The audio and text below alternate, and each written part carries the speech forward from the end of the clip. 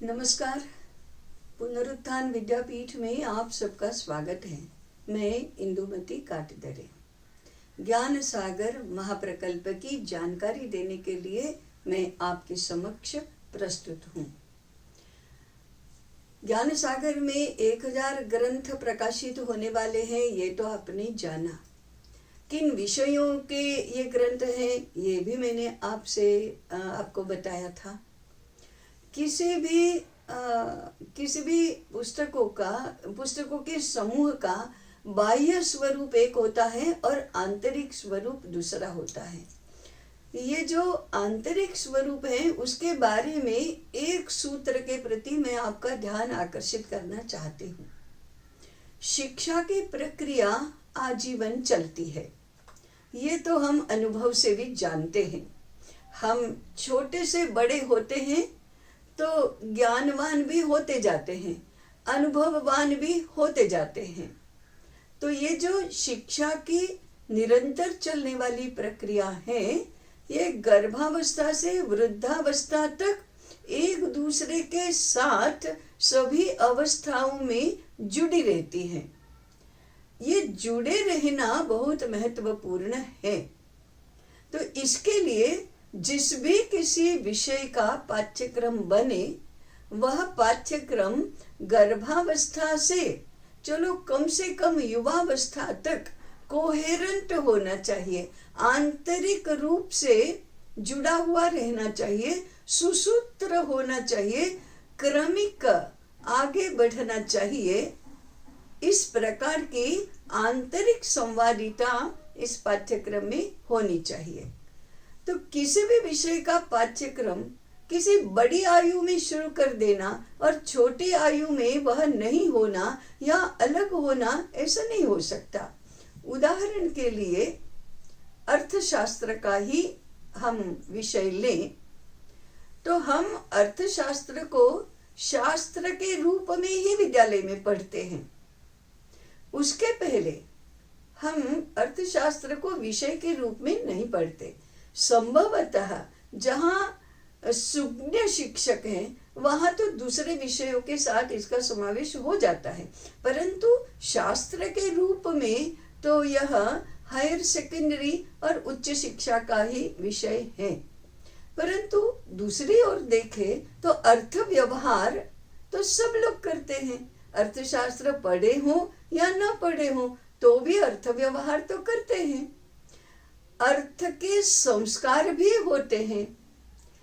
बचपन से ही आदत बन गई कि किसी भी चीज का उपयोग संभाल कर करो, कोई भी चीज नष्ट न होने दो, किसी को भी नुकसान नहीं होना चाहिए, बचा कर करना चाहिए, रख रखाव होना चाहिए। ये तो सब आर्थिक संस्कार हैं, आर्थिक आदतें हैं। यही व्यावहारिक बुद्धि से हमें समझ में आता है कि पैकिंग का खर्चा फिजूल खर्ची है। हमें अंदर की मिठाई खानी है या बॉक्स खाना है, तो बॉक्स के लिए हम पैसा क्यों खर्च करते हैं?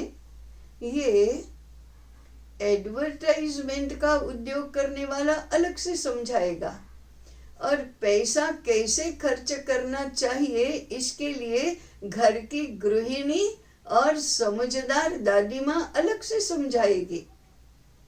अब सुज्ञजन कहेंगे कि अर्थशास्त्र ये संस्कार का भी विषय है, व्यवहार का भी विषय है, आदतों का भी विषय है, व्यावहारिक बुद्धि के विकास का भी विषय है, जीवन के हर मोड़ पर लागू होने वाला भी विषय है, और उसके बाद शास्त्रीय रूप में समझने का भी विषय है। अर्थशास्त्र तो अर्थ संस्कार, अर्थ व्यवहार, अर्थ संदर्भ, इसके बाद आने वाला विषय है। मैंने केवल अर्थशास्त्र का उदाहरण दिया, बाकी सभी विषयों में ये सुसूत्रता लागू है। आज हमारी शिक्षा में इस बात का जो निरंतरता है, इस बात का अभाव है, यह खटकना चाहिए। इसका उपाय करने के लिए हमने एक तरफ तो ऐसे सुसूत्र पाठ्यक्रमों का निर्माण किया और दूसरी तरफ ऐसे पाठ्यक्रमों के लिए उपयोगी हो सके ऐसे संदर्भ साहित्य का निर्माण किया।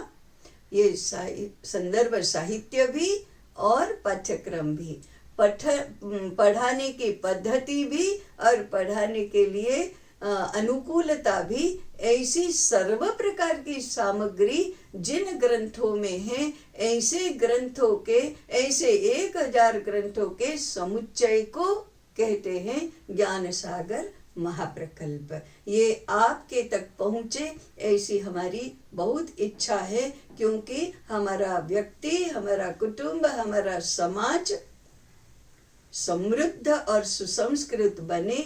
यह कौन नहीं चाहेगा? हम तो चाहेंगे, परंतु आप भी चाहेंगे। ऐसे ये ग्रंथ आपके तक पहुंचाने के लिए हम उद्यत हैं। आप भी इसका स्वागत करेंगे तो हमें बहुत ही हर्ष होगा। अभी यहीं रुकेंगे। आपकी जिज्ञासा, आपके प्रश्न आमंत्रित हैं। हम सहचिंतन करें और समाज को सुसंस्कृत और समृद्ध दोनों बनाए, ऐसी हमारी इच्छा है। आपकी भी इच्छा होगी, इसलिए हमारे साथ बने रहें। पुनः मिलेंगे। अभी तक इतना ही। नमस्कार।